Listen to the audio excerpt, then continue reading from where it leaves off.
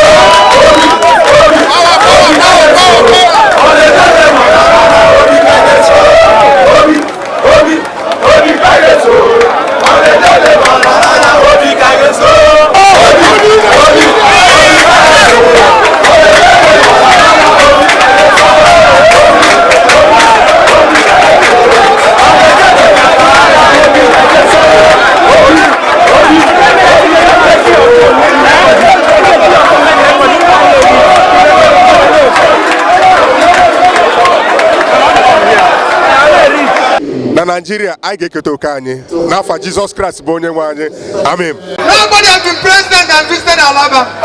Nobody cares what is happening. I've come here for campaign.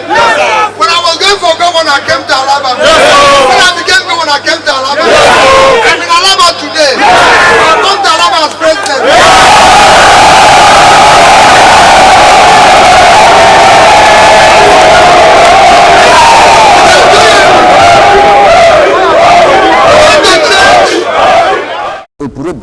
Igwe Jenga. As a can go no buna, it was BBC. I got to Lagos.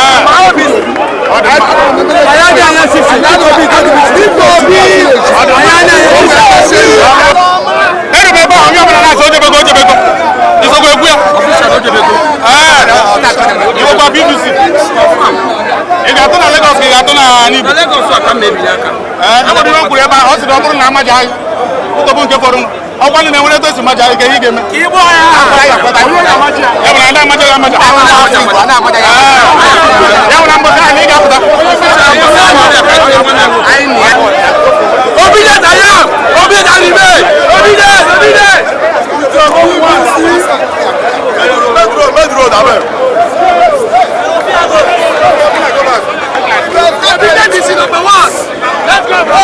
Labour Party for life. Obi na we dey follow. Labour Party for life. Obi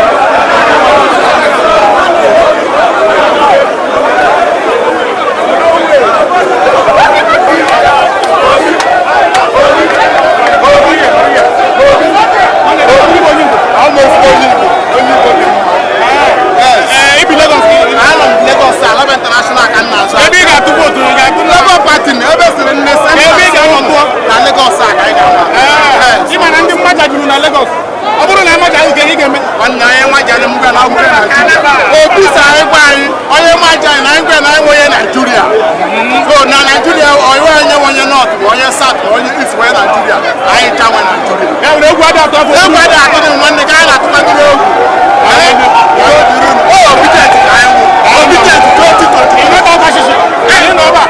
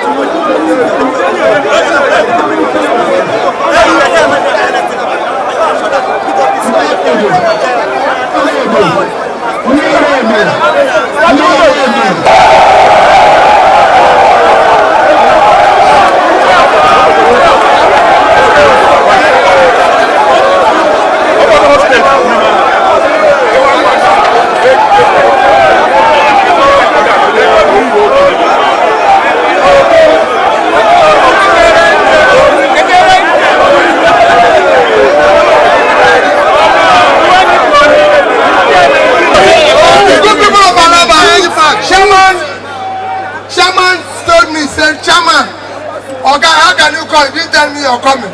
I said, Chairman, person they take permission to come market. Oh, we don't do